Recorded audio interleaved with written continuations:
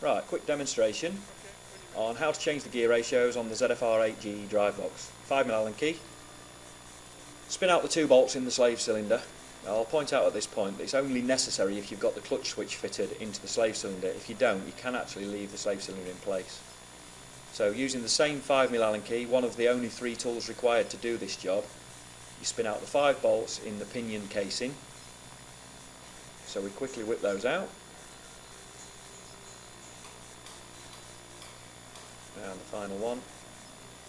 And a little note, at the bottom of the pinion casing there is a little slot milled in it to pop your screwdriver in so you don't damage the casing. The casing comes off with the bearing and the O-ring seal.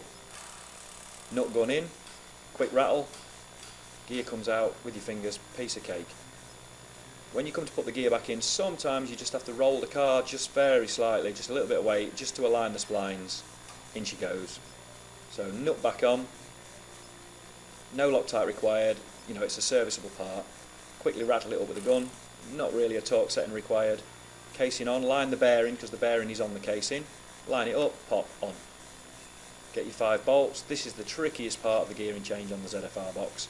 You just pop them in, and as you line the bolts, the casing is actually a precise fit and it has an O-ring seal on it, so it will go into the hole and perfectly align. You sometimes just have to get the rotation right in order to get the 5mm bolts.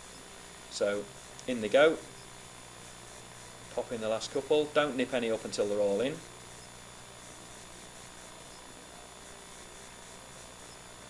That's it, and then quickly work around them, give them all a nip. No torque setting required, just a nice gentle nip just to make sure they're home.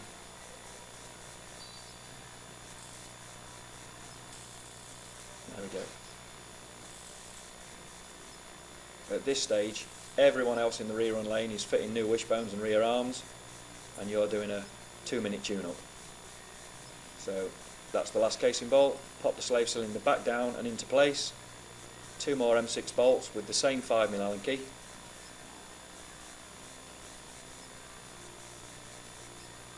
And at this stage we've just gone over the 2-minute barrier. Spin the bolt in,